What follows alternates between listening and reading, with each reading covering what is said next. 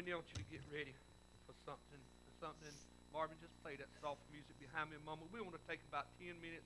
I want to say just a little something, and Miss Wanda's got a little nugget she wants to say.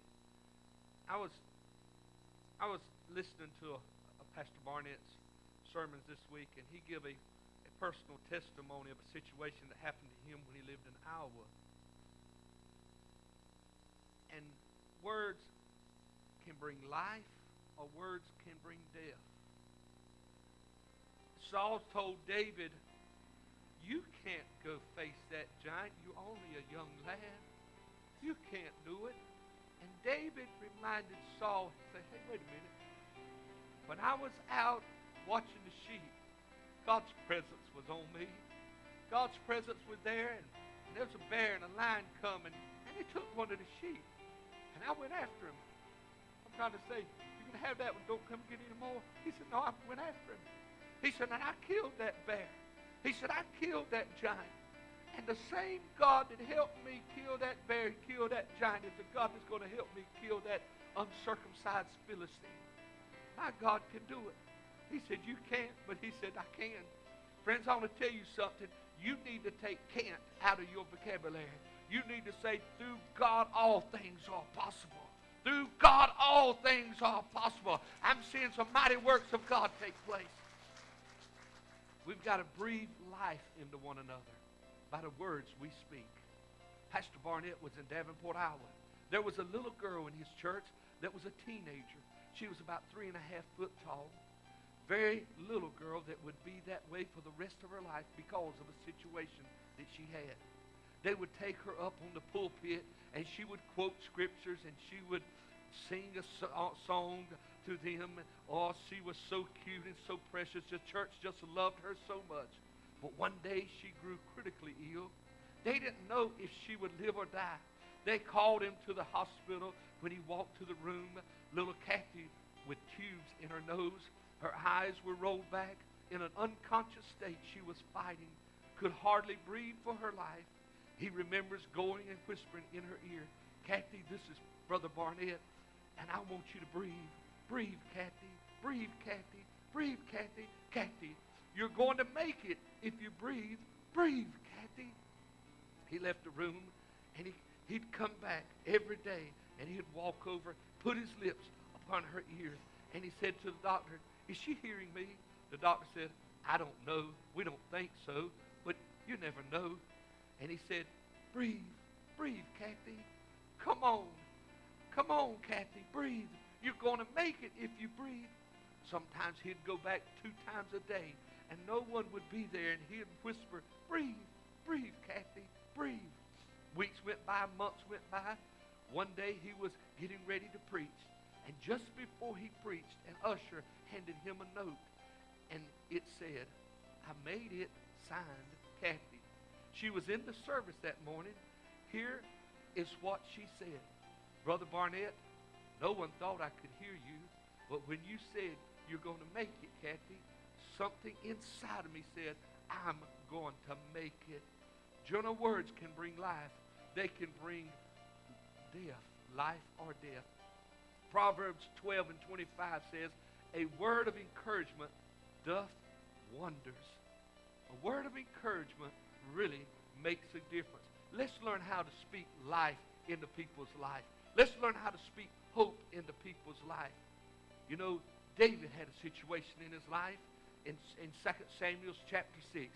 David was a man after God's own heart, and David had a lot of things going on, and he had some battles, and then finally through Saul trying to get him, and God moving miraculously, and David pulling the whole nation together, and all of a sudden he come back, and in 2 Samuel chapter 6, verse number 11, it says, "And the ark of the Lord continued in the house of Obed-Edom, the Gittite, 3 months, and the Lord blessed Obed-Edom and all his household."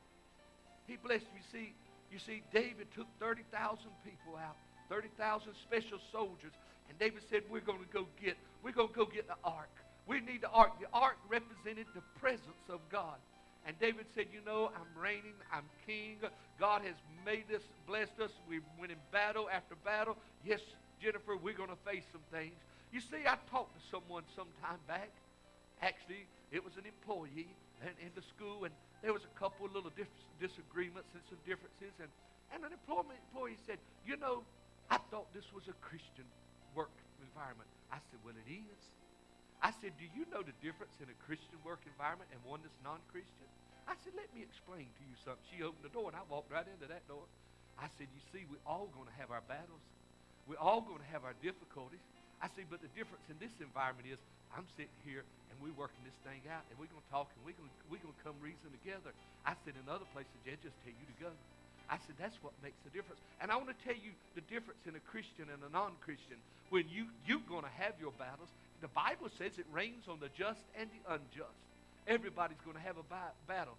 And just because you have a battle, see, the old devil tells you, well, I'm not saved. I'm not where I'm supposed to be. I thought I was closer to God. No, no, no, no.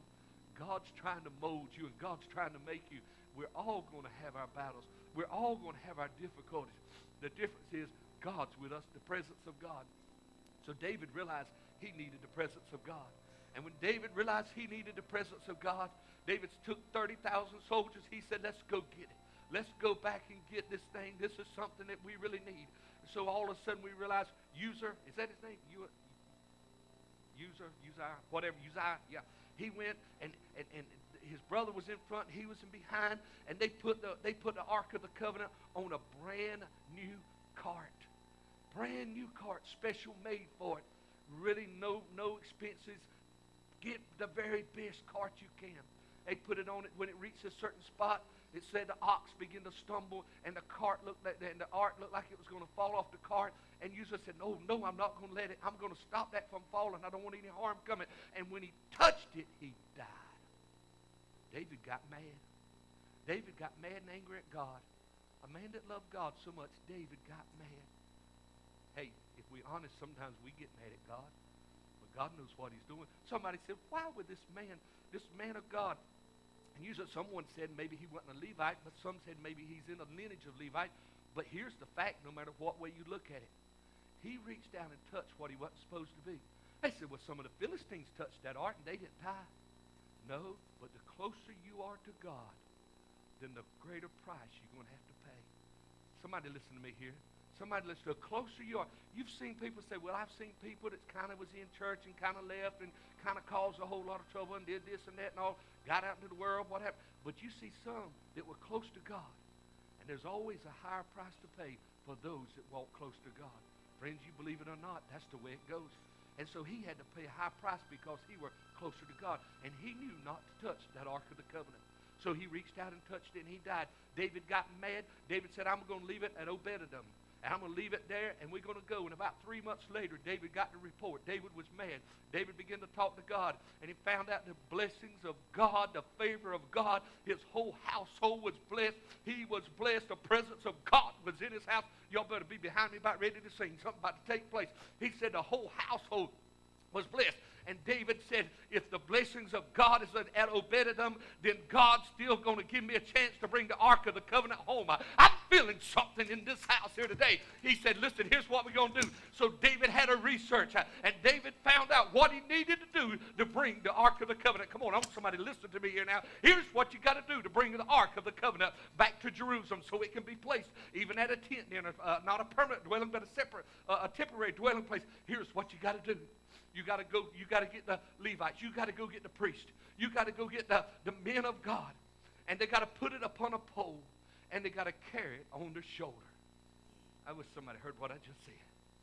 I wish somebody just heard what I said. You got to carry it upon the shoulders. So here they go. They get the Levites. They get the priestly tribe. And they place it upon the shoulders. And they walk 6 steps. And they stop. I believe maybe David wants to see if anybody else is going to die. Are we on the right track? Did I search it? Did I do right? Did I hear from God? And whenever they walked 6 steps, David knew everything's going to be all right. So David began to make a sacrifice. David made the sacrifice unto the Lord, and then they went on into